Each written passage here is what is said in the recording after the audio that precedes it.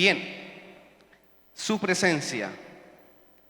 Usted dirá, bueno, ¿y qué querrá decir su presencia? Su presencia.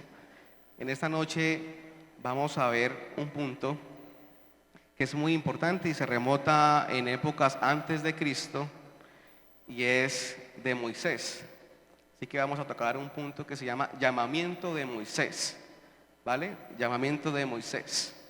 Entonces, llamamiento de Moisés, para poder que lleguemos un poco a lo que quiero expresarles el día de hoy, contaré un poco la historia, un poco el relato de cómo se va el llamamiento de Moisés. Antes de que Moisés fuese llamado, ocurre algo especial y es que el pueblo de Israel termina en Egipto. En Egipto. Ustedes dirán, bueno, ¿cómo terminó en Egipto? Brevemente les relataré la historia muy abreviada y es la siguiente. Cuando José, hijo de Jacob, está creciendo, tiene apenas 17 años, es llevado por sus hermanos que digamos que poco lo querían y lo venden a un comerciante de Egipto, el cual lo lleva a Egipto y allí empieza la vida José. Esta persona, José, quien ha tenido, digamos que la fidelidad de Dios y ha sido fiel a Dios, Dios ve gracia en él, tiene gracia en él y le permite que pueda discernir algunos sueños. Es por tal motivo que, digamos que José va como escalando, por así decirlo, pasó de ser un esclavo a ser como la mano derecha de aquel entonces un gobernante de Egipto, que es el Potifar. Estando allí como gobernante, como aliado de gobernante, pues se ve tentado también, usted ya pronto ha escuchado esa historia, que es tentado por la Potifara. La Potifara, pues gustaba de José. O sea, José también era pintoso, ¿no? Tenía sus cositas ahí. Entonces, pero José también tenía un corazón y tenía el temor de Dios. Por tal motivo es que José, a pesar de que casi estuvo cerquita de embarrarla, decide decirle no al momento que iba a llevar la tentación y por ende el pecado. Sale corriendo, pero en últimas también es arrestado. ¿Por qué? Porque la Potifara dice, este hombre intentó, entre comillas, violarme, pues no fue así, ¿no? Pero pues lo culpó, por tal motivo lo llevaron a la cárcel y estando en la cárcel, pasaron más o menos 2 añitos y estaba el panadero y el copero, quienes saben pues que José tiene una habilidad y un don especial de parte de Dios y el mismo faraón en aquel entonces tiene un sueño. Este sueño es un poco extraño, usted ha escuchado seguramente de las vacas gordas, vacas flacas y José, debido a lo que hizo en su juventud de discernir algunos sueños, también tiene el mismo privilegio de ir a discernir algunos sueños al faraón. Entonces es por ende que el faraón ve también con agrado al gobernante, ve con agrado a José. Y José en última se convierte también como en la mano derecha y pasa a ser el segundo al mando después del faraón. Es por esto que, bueno, yendo un poquito más rápido en la historia, ocurre que llega los hermanos, quien había vendido a José, llegan a Egipto porque pasaron por un tiempo de crisis donde las personas buscaban en Egipto poder encontrar alimentos y cosas que fueran para su diario, su día a día, parte de sus necesidades. Así que, bueno, aquí José ya ve sus hermanos y empieza ya después a cubrirse, digamos que la parte de Egipto con población de Israel. Llegan 70, pero pasan 400 años después y luego llega un faraón quien los esclavizó. ¿Por qué los esclavizó durante 400 años? Principalmente porque este faraón vio que el pueblo de Israel era mayor que los mismos egipcios. Así que sintió temor. Dijo, oh por Dios, si estas personas se dan cuenta que son mayores, que son mayor en cantidad, también nos podrían doblegar. Y no nos conviene eso. Por tal motivo, dice, vamos a esclavizar a este pueblo de Israel, ellos desconociendo que eran ya multitud, y a la vez ordena asesinar a los recién nacidos hombres hebreos. Tenaz.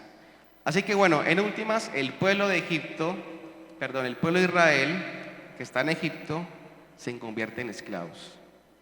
Es por esto que viene el llamamiento de Moisés. Aquí ya vimos un poco la historia.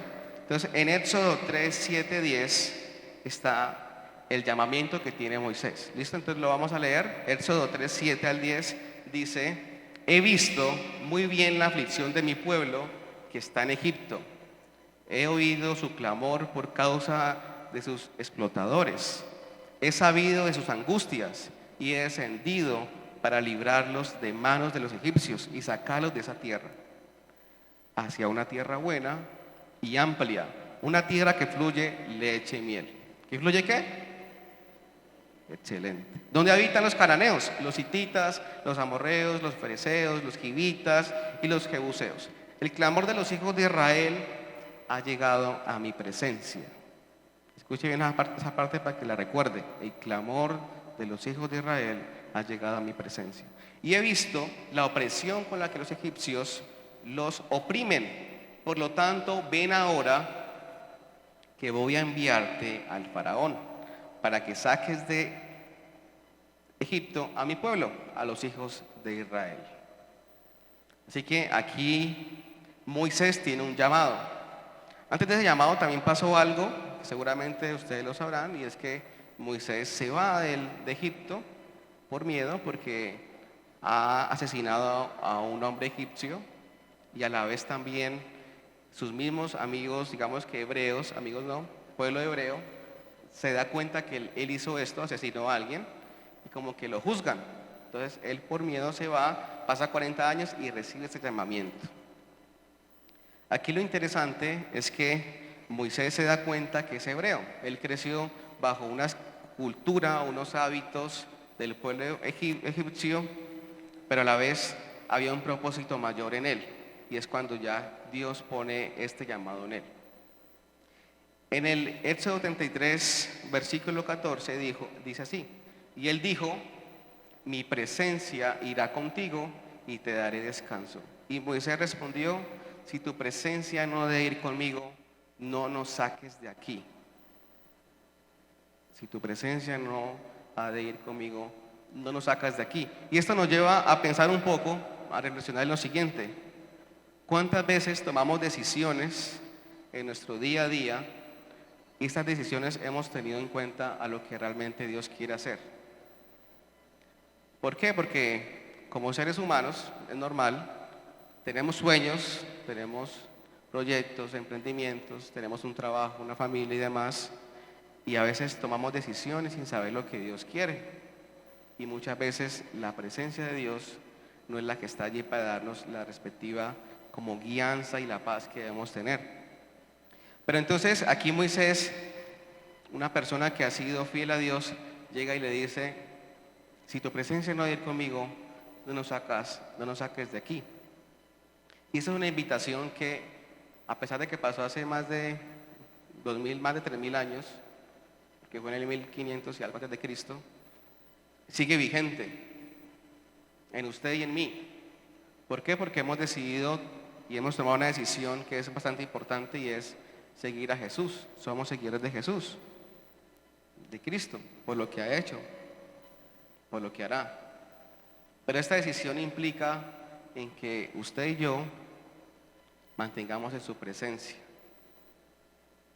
Si no estamos en la presencia de Dios, esto no nos va a permitir que Él pueda cumplir su propósito en nosotros. Entonces, quiero decirles algo importante. Aparte de estar en la presencia de Dios, hay unos como beneficios, por así decirlo, que nacen a partir de esto. Si estamos en la presencia de Dios, y está el punto 1. El punto 1 dice, trae descanso. En el 73, 14, que lo acabamos de leer, dice, y él dijo, mi presencia irá contigo y te daré descanso. Fíjese que Moisés tuvo que llevar a un pueblo que eran más de 600,000 personas más o menos. Eran bastantes, o sea, no eran solamente 10 personas, no, 600,000 personas. Y esas personas venían, por supuesto, con una cultura ya desarrollada de esclavitud, una mentalidad de esclavitud. Personas difíciles. ¿Por qué? Porque tenían también otros dioses. tenía unas creencias ya que le habían, digamos que habían vivido durante muchos años y una mentalidad de esclavitud, como lo mencioné. Entonces era un verdadero reto tener que sacar a estas personas a hablarle de Dios, de lo que Dios hizo en ellos o lo que iba a hacer, porque estas personas también en parte eran como incrédulas, porque imagínense ustedes que este pueblo tenía muchas promesas y terminan siendo esclavos durante muchos años y generaciones. Murieron cientos de niños recién nacidos, hebreos. Entonces ellos quizás miraban ya a Dios como con incredulidad y con duda. Ya no eran conscientes de lo que Dios había hecho en sus antepasados, en Abraham, en Isaías, en Jacob. Así que era un pueblo difícil. Así que ustedes entenderán que así como usted de pronto, ¿quién tiene acá de pronto niños? ¿Tiene hijos? Levante la manito así. Eso, tienen algunos. Excelente. ¿Se imagina que los niños a veces son como inquietos? Son un poquito a veces como rebeldes, ¿no? Es normal, pues están creciendo. Es difícil a veces. ¿Ustedes imaginan ese poco de niños verlos en 600.000, multiplicarlos por ese pocote? Entonces, claramente no es fácil, porque si usted decirle a su hijo o a su hermano que es chiquitico, menor, ve, hágame caso en esto, y no lo hace, ahora imagínense a 600.000. Eso es algo, es un número muy grandote. Así que Moisés buscaba, aparte de la presencia de Dios, buscaba también descanso, poder estar, digamos que en paz, en tranquilidad. Y por eso es cuando Dios le dice en Éxodo 33:14, que lo acabamos de mencionar, mi presencia irá contigo y te daré descanso. Es una palabra que Moisés, yo creo que la recibió y era muy necesaria, era propicia a su momento, a su época, a su dificultad como persona que tenía que liderar a 600.000 personas. Adicional a eso, estas personas, como les mencioné, adoraban a otros dioses. Entonces ustedes recordarán que estas personas primero cruzan un mar rojo, ¿cierto? El cual se abre en dos. Ellos alcanzan a ver el poder de Dios, cómo abre un mar en dos. Ya empiezan a ver quién es Dios, ¿cierto? Antes de eso también pasaron 10 plagas y vieron también el poder de Dios. Pero ¿cómo les parece que eran tan conchudos que cuando Moisés subió al monte Sinaí, por las personas, por las tablas donde están los mandamientos, al menor descuido, esas personas ya estaban adorando otro Dios y era un becerro de oro? Entonces usted imagina el Moisés pensando, pero tanto que luchamos, tanto que han visto el poder de Dios reflejado, tuvieron privilegio de ver cómo la grandeza de Dios se manifestaba y aún así adoran a otros dioses, viendo lo que Dios acaba de hacer. Y esto nos lleva también a pensar en nosotros. Nosotros hemos sido rescatados, hemos sido llevados de una antigua vida a una nueva, siendo transformados mediante nuestra mente, nuestra vieja manera de vivir, a una nueva manera de vivir. ¿Y cuántas veces, aún viendo lo que Dios ha hecho, que ha hecho milagros seguramente a nivel financiero, en nuestra vida, en nuestra salud, en la familia, en nuestro trabajo, y aún así a veces, tristemente, somos como aquel pueblo? No digamos que adoramos a otros dioses, pero le quitamos prioridad a lo que Dios quiere para nosotros. Nos apartamos de un diseño que Dios ha preparado perfecto. Dice la palabra que la voluntad de Dios es buena, es agradable y es perfecta. Pero aún así nos lleva esto a tomar decisiones que no son adecuadas, no son correctas, que nos alejan de lo que realmente Dios quiere. Estas personas también le daban ofrendas y holocaustos, es decir, sacrificios a este Dios que era un becerro de oro. Entonces, aún así también esto nos lleva también a pensar, nosotros muchas veces le damos más importancia, de hecho hasta ver las redes, ver videos graciosos, que a buscar la presencia de Dios. Imagínense pues, y eso pasa muy a menudo. De hecho ahorita pues en la actualidad todos somos conscientes que las redes sociales absorben gran porcentaje de nuestro tiempo. Años atrás no era así, años atrás eran los juegos, charlar. Hoy en día hasta uno va a una reunión con alguien, con amigos, y le da prioridad al teléfono. estando frente al amigo, imagínate. Estamos en la iglesia, estamos viendo otras cosas. No estamos en el aquí ni en la ahora. Es porque le damos prioridad a otras cosas que Dios, por supuesto, no le agradan. Él desea que seamos esos hijos que le adoran con total disposición. Así que este pueblo, efectivamente, pues era un pueblo que, a pesar de ver la magnitud de lo que Dios hacía, cometía estos errores. Y esto también nos lleva a reflexionar a nosotros qué estamos haciendo que nos aleja un poco de lo que Dios quiere, de lo que Dios ha dispuesto para nuestras vidas. Aparte de esto, como punto 2, la presencia de Dios también trae seguridad. Punto 2, nos da seguridad. Y en Éxodo 3, 11, 12 dice lo siguiente: pero Moisés le respondió a Dios: ¿y quién soy yo para ir ante el faraón y a sacar de Egipto a los hijos de Israel? Y Dios le respondió: ve pues, yo estaré contigo y esto te servirá de señal de que yo te he enviado. Quizás en la actualidad a veces como que sufrimos de inseguridad. Hasta a mí me ha pasado. Entonces, por ejemplo, yo en el tiempo de pandemia recuerdo mucho. ¿Cómo les parece? Les cuento la historia rápidamente, la anécdota. Me fui a trabajar a Bogotá en el 2020, 2019 a 2020.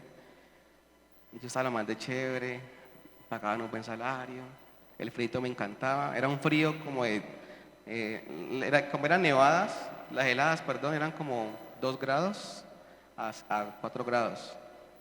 A mí me encantaba el frío, a mí me gusta mucho el frío, entonces yo estaba feliz. Estábamos trabajando fuertemente, yo viajaba de Bogotá a Cali, venía cada mes, bien chévere. Cuando llegó la pandemia, adivinen qué pasó. El contrato se finalizó, ¡pra! Lo cortaron. ¿Por qué? Porque obviamente todo se cerró, la producción ya no era la misma y dijeron: no, pues tenemos que sacar gente, y ahí fue uno de los retirados. Obviamente esto en mí, eso generó un mar de inquietudes, de preguntas, y yo decía: pues madre, estoy pagando un alquiler, estoy acá lejos de la familia, ¿y ahora qué será de mí? Para colmo de males, ¿cómo les parece? Que no había transporte, porque en esos días bloquearon todo. No había ni vuelos, ni aviones, ni buses, solamente transporte de alimentos y ya. Y como estamos en cuarentena, era prohibido salir. Entonces yo estaba pagando mes a mes un alquiler con lo que me habían dado de liquidación. Entonces yo decía: caramba, ¿ahora qué será de mí? Eso sí generó inseguridad y temor, porque pues somos humanos. Pero es allí también a la vez cuando hay ese temor y falta como de seguridad y acudimos a la presencia de Dios, Él trae esa paz que sobrepasa el entendimiento y que guarda el corazón. ¿Y cómo les parece que se me ocurrió una brillante idea que fue revelada por parte de Dios? Y yo dije: ya sé qué hacer. Como no hay transporte, no hay nada, miren un camión para Cali. Así que busqué por las redes sociales, el Facebook, me busqué un grupo que se llamaba Camioneros de Colombia, y yo dije: aquí fue. Me agregué a ese grupo y yo dije: tengo que irme para Cali como sea, porque ya estaba pagando mes a mes y ese alquiler era costoso. Eso no era aquí como en Cali, no era costoso. Y yo decía: caramba, y la comida, y yo que como bastante, no, o sea, yo estaba preocupado. Yo decía: Señor, ¿qué voy a hacer? Entonces, bueno, busqué un camión, ¿cómo les parece? Yo dije: no, aquí ya estoy tranquilo. Aunque para la búsqueda del camión tampoco fue fácil. Allí un señor, me acuerdo mucho, que llegó y me dijo: hermano, le tengo el camión. Y yo: hágale de una. ¿De dónde sale? No, sale de aquí en la esquina de la casa. Y yo: no, excelente. Llegó el día del camión, escribí: hermano, listo, estoy preparado. Dijo: uy, qué pena, hermano, no, yo ya arranqué. Se fue ese berraco. Bueno, yo dije: no, nada que hacer. Listo, bueno, se fue. Dije: no, yo confío en que Dios hará la obra y que me podré ir de acá. Bueno, algo también para contarles, yo también tengo familia en Bogotá, pero yo estaba en Mosquera, que es como a 30, 40 minutos de Bogotá. Y pues la familia que vivía en Bogotá también se había volado. Ellos dijeron, no, aquí nos encerramos, vámonos para el Huila. Y se fueron para el Huila los berracos. Y yo, primos, ¿dónde están? No, estamos en el Huila, primo. Y yo, no, no, nada que hacer. Bueno, el hecho es que yo decía, no hay plan B, debo buscar otro transporte. Así que les cuento que seguí en el grupito de Facebook. Yo era todo el día mirando allí quién publicaba algo, quién publicaba algo. O sea que allí un camionero publicó, voy para Cali, tengo un cupo. Yo de una, uno le escribí, hola, ¿cómo estás? Buenas tardes. ¿Cuándo viajas para Cali? Yo quiero viajar. Me dijo, sí, hermano, hágale. ¿Cuánto paga? Y yo le dije, entonces yo dije entre mi mente, bueno, ¿qué será que le digo? ¿Qué será que le digo? Porque si yo le digo que es mucho, pues el man dice de una, ¿no? Yo le dije, no, pues pago 100. Y me dijo, no, hermano, con 100.000 pesos, no, para ningún lado. Yo le dije, no, pues entonces ¿cuánto? 150, le dije yo. Y me dijo, bueno, hágale pues porque ya porque tocó. Así que bueno, el hecho fue que el hombre aceptó, pero el hombre salía desde Bogotá, ya no salía desde Mosquera. Así que tenía un desafío y era llegar de Mosquera a Bogotá, sin que me viera la policía. Porque como estamos en cuarentena, era prohibido ver a alguien allá. Y en Bogotá eso era súper riguroso. Allá el que miraban afuera, pum, de una vez la multa y de pronto hasta para un CAI. Era muy riguroso allá el tema del COVID.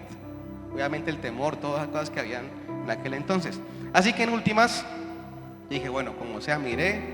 El problema, miren cuál fue, que es que yo tenía la guitarra, porque me fui para Bogotá con la guitarra, tenía una maleta de viaje, así toda cuadrada, grandota, y una mochila, pues, que va aquí en el pecho, ¿cierto?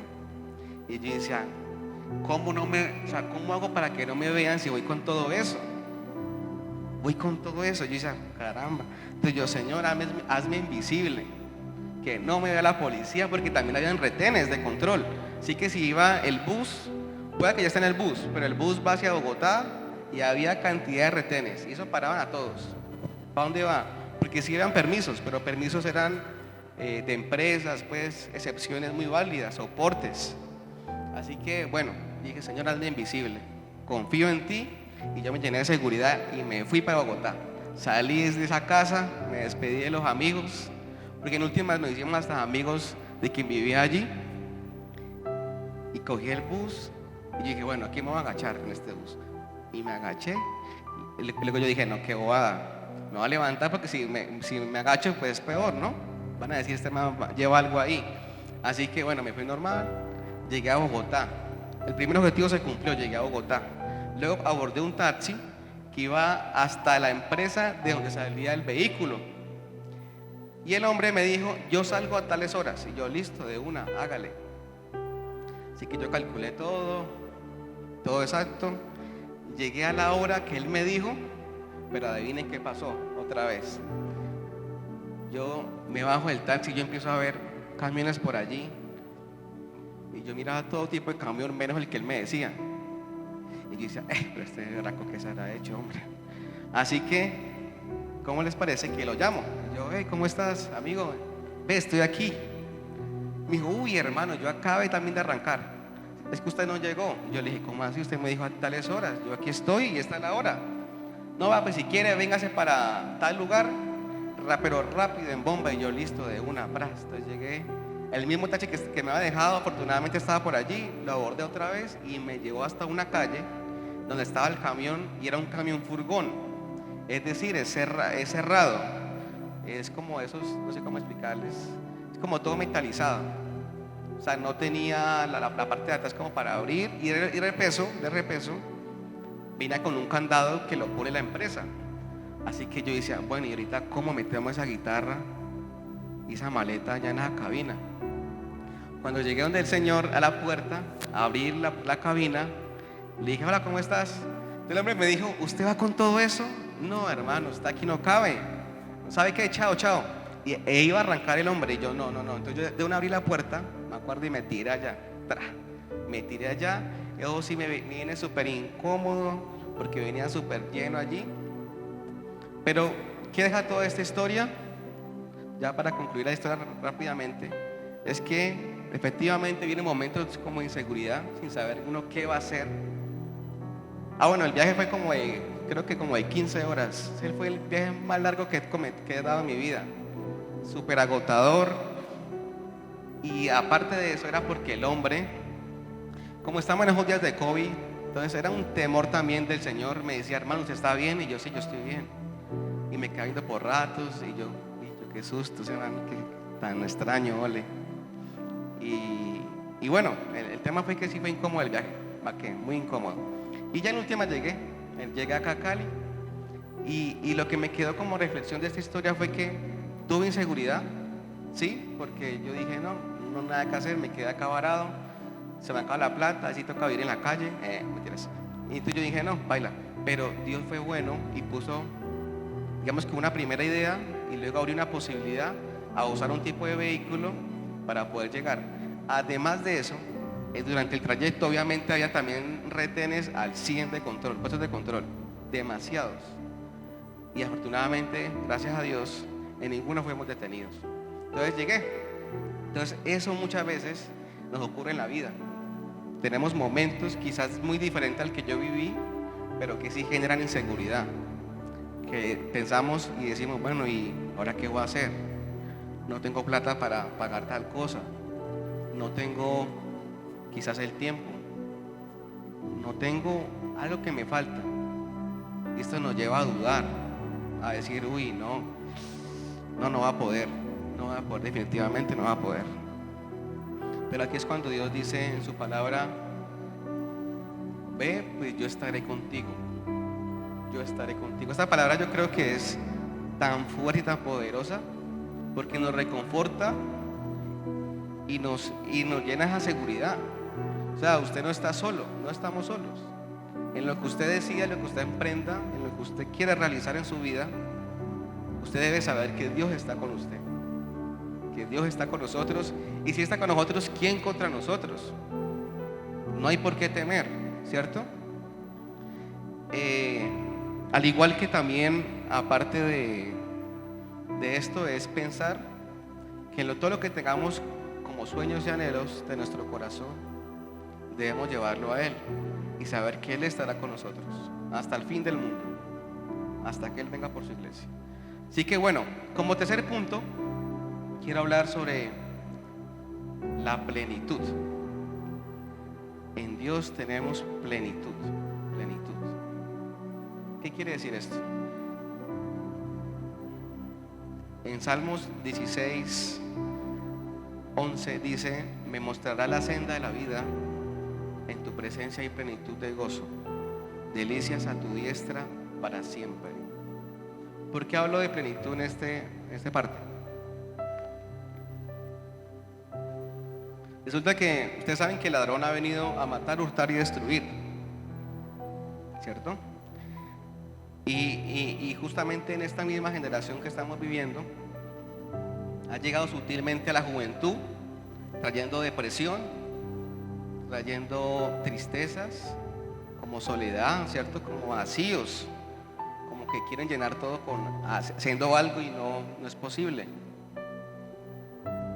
Y aquí es cuando recordamos lo que Dios dice en su palabra, y es que en Él hay plenitud. ¿Por qué? Porque buscamos como jóvenes muchas veces llenar estos vacíos, quizás de falta de amor, como que de un sinsabor que hay interno en cosas que nos ofrece el entorno, el mundo, es decir, en las fiestas. Yo la verdad nunca fui fiestero, así que no sé, pero sí llegué a ir a unos eventos un poco extraños, muy raros,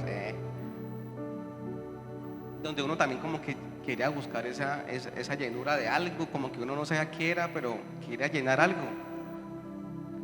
Y tristemente también el querer llenar algo nos lleva a malos caminos y por ende a consecuencias que son quizás altas. Muchas veces los jóvenes eligen las drogas para poder sentir una sensación como de tranquilidad y paz, pero que a la vez tienen consecuencias grandes. Porque no solamente es drogarse, sino que también generan que haya una separación con la familia, con sus seres queridos, con personas que están a su alrededor. Las drogas también pueden llevar a las personas a que cometan malas decisiones, es decir, hasta llegar a poder cometer un homicidio. ¿Por qué? Porque quieren drogar solamente con ese objetivo. Así que buscamos llenar vacíos.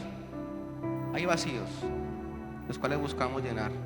Otras quizás buscan llenar sus vacíos no con las drogas, sino con, por ejemplo, hoy en día mucho con las redes. Eso buscamos publicar, no estoy en tal lugar, lo máximo, genial.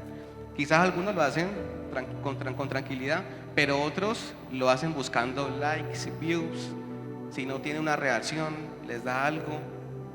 Y son vacíos que se han creado actualmente. Quizás antes eran otros, pero en esta época son estos. Así que aquí es cuando Dios hace su invitación y dice que en Él encontramos plenitud.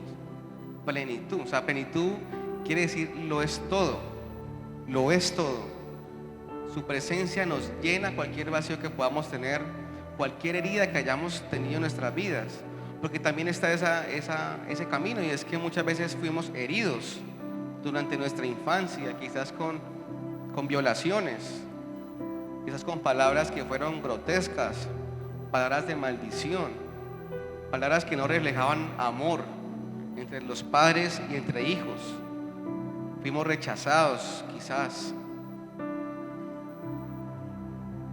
Tristemente también muchos niños hoy en día son rechazados porque no fueron planeados y son criados sin amor, alejados de lo que es realmente un hogar, que es lo que Dios quiere, donde hay amor, donde está su presencia, ¿cierto? Así que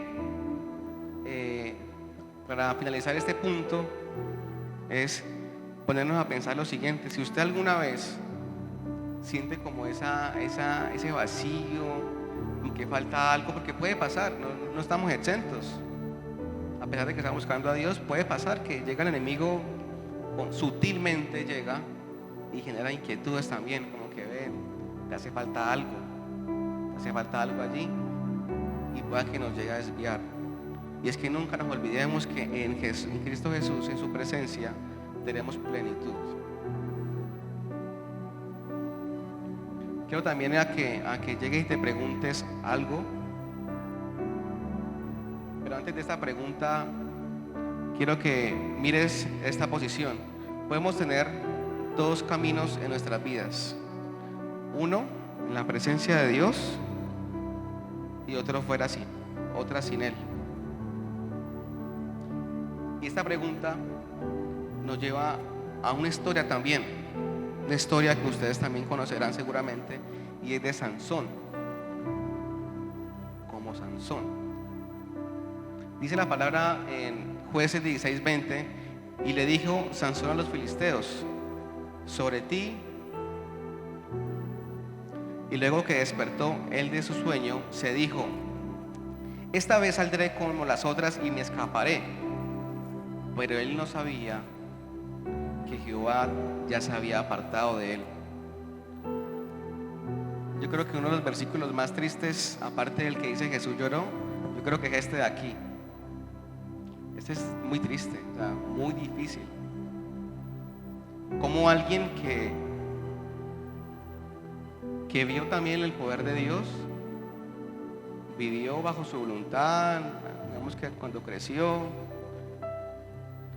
y por la falta de obediencia en Dios, el Espíritu de Dios se apartó de él. Y lo más triste no es eso, lo más triste es que no se dio cuenta. Ya era insensible a la voz de Dios, era insensible a saber si Dios estaba con él o no. Esta persona Sansón, ustedes seguramente han escuchado que despedazó leones, mató a muchos soldados que eran enemigos, pues, del pueblo como tal. Y Dios, digamos que lo respaldaba con esta fuerza que era sobrenatural. Pero sus deseos carnales por estas filisteas, por la Dalila, generó que se apartara de él lo más importante, ir a buscar la presencia de Dios. Y esto también nos lleva a pensar lo siguiente: ¿qué estás viviendo ahora y qué decisión has tomado que te lleva a alejarte segura de Dios? ¿Será que tenemos amistades que nos alejan de lo que Dios quiere? ¿Qué estamos escribiendo en las redes sociales? ¿Qué estaremos chateando por allí? ¿Estaremos superando los límites que Dios nos permite? Porque sabemos que todo nos es lícito. Podríamos hacer de todo, pero más no todo nos conviene. Yo creo que hoy en día algunas veces ocurre como Sansón en algunos jóvenes y también seguidores en general, no solamente nosotros. Es que vivimos una vida creyendo que lo que hacemos le agrada a Dios cuando realmente no es así. Y lo que hace es que aparta la presencia de Dios de nosotros. ¿Y sabe qué es lo más delicado? Que como somos tripartitos, que tenemos carne, espíritu y alma, nuestro espíritu anhela y desea la presencia de Dios. Así como usted se alimenta para que su cuerpo se mantenga todo poderoso, todo fit o todo fat, no sé. Asimismo, el espíritu desea también de la presencia de Dios, y es necesario, porque Él busca adoradores en espíritu y en verdad. Es por esto que, como es necesario la presencia de Dios, no podemos permitir que ciertas decisiones o situaciones que, como comentamos, nos alejan de lo que Él quiere, nos alejen de su presencia. No podemos ser como Sansón, que superó límites, y estos límites llevaron a que tristemente la presencia de Dios se fuese de él. Quizás digamos que pudo usar los beneficios del Espíritu Santo, los pudo usar. ¿Por qué? Porque llegó a matar gente, fue respaldado, mas no fue aprobado. Esto es importante.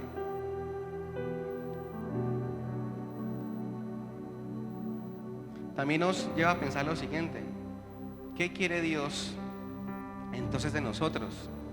Porque si está el camino como Sansón, que nos aleja de lo que Él quiere, también debemos pensar, bueno, entonces yo no quiero estar allá en esa posición. No quiero ser como este hombre que, aún sabiendo lo que tenía, no lo valoró, lo que Dios le había dado, aquel don, aquella fuerza.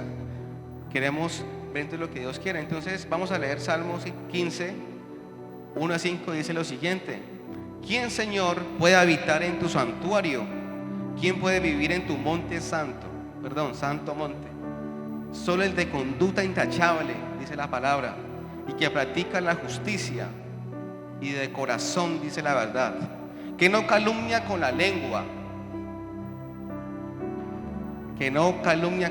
importante eso, que no le hace mal a su prójimo, ni le acarrea desgracias a su vecino, que desprecia al que Dios reprueba, pero honra al que teme al Señor, que cumple lo prometido, y aunque salga perjudicado,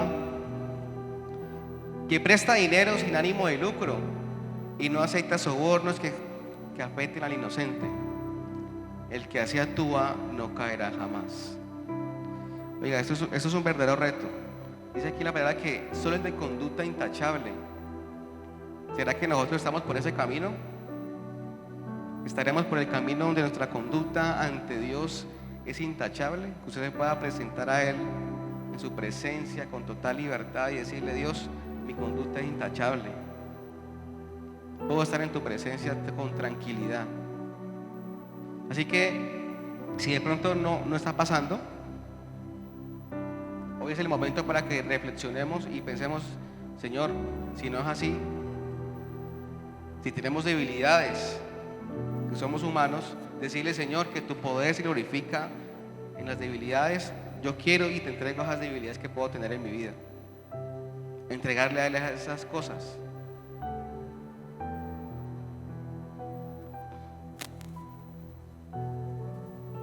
también nos lleva a reconsiderar, ¿estaremos teniendo control sobre todo lo que nos pasa en nuestra vida? ¿Tendremos control de nuestro tiempo? ¿Tendremos control de con quién hablamos? ¿De las amistades que tenemos? ¿De los actos que realizamos? Porque muy seguramente usted dirá, bueno, no, yo en general afuera voy a la calle y me porto bien, juicioso, no pasa nada. Pero en la casa usted es otra persona. Usted llega a su cuarto y como está encerrado, cree que nadie lo ve y bueno, comete acciones que no son agradables ante Dios. Dios busca que tomes control sobre ello y que le des prioridad a lo verdaderamente importante, y es su presencia. En valorar la presencia de Dios, en lo que Él hace y en lo que puede hacer. En Juan 1:32 dice lo siguiente, y quiero que lo leamos. Dice: vi al Espíritu que descendía del cielo como paloma y permaneció sobre él. Aquí Juan hace referencia a Jesús. Cuando Jesús es bautizado, ustedes recuerdan que va allí pues al agua y Juan ve como desciende una paloma. Aquí lo interesante es lo siguiente, que dice en este mismo versículo: vi al Espíritu que descendía del cielo como paloma. Hasta ahí todo bien. De hecho, Dios puede descender, su presencia puede llegar aquí a este lugar, en un fluir juvenil, en una vigilia, en tu casa, en demás. Él puede venir, puede manifestarse, puede hacer milagros, puede hacer lo que Él quiera hacer con su poder. Pero el reto más grande es lo que dice después, y es: y permaneció sobre él.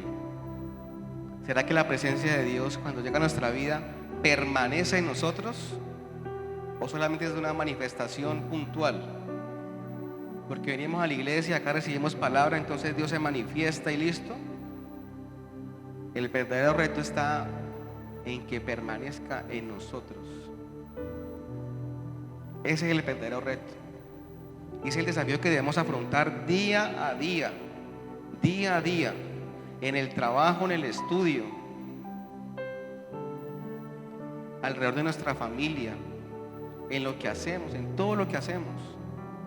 Por supuesto hay aflicciones, hay cosas difíciles, y está escrito: en el mundo tendrán aflicciones, pero confiad que yo he vencido al mundo. Aflicciones las hay, pero debemos entonces confiar en Dios, en que Él podrá, y ya ha vencido. Debemos también velar para que la presencia de Dios se mantenga y permanezca. Usted imagínese pues que usted lleva algo dentro de usted y que usted tiene que cuidarlo. Y si usted debe cuidarlo, usted no puede actuar de manera que ofenda esa presencia de Dios o que la aleje. Usted debe actuar de manera correcta, de manera que usted le agrade a Dios. El momento de que usted recibe palabra, el momento de que usted habla con otra persona, el momento de ir a algún lugar, en los actos, en lo que su corazón hay, en lo que su mente pasa. Yo no sé qué pasa por su mente realmente en este momento, o qué pasará cuando está en la calle, o cuando ve que pasa alguien por allí, una chica, un chico, no sé. Y eso es lo que uno tiene que empezar a ver. ¿Será que la presencia de Dios puede permanecer en mí? ¿Será que soy digno de eso? ¿Será que soy digno de que Jesús esté en nuestro corazón como consolador? Porque así Él lo ha dicho: y enviaré mi consolador.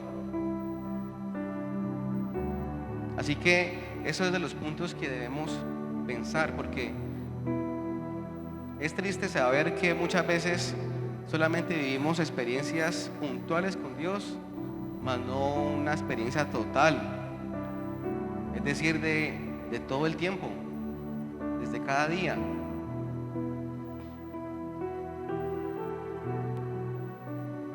Yo quiero que ahí donde usted está piense en lo siguiente: ¿qué estoy haciendo que me aleja de Dios?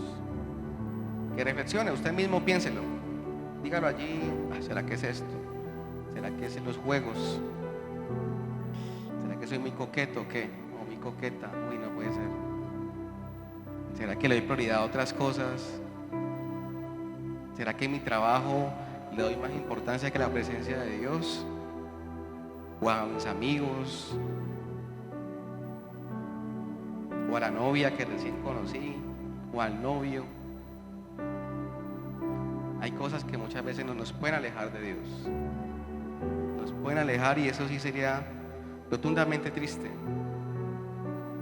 Y eso es lo que debemos nosotros cada día pensar, evaluarnos y decir, no quiero hacer cosas que me alejen y me separen de Dios. Somos jóvenes radicales, jóvenes que decidamos seguir a Dios con total disposición, ¿vale? Quiero concluir con lo siguiente.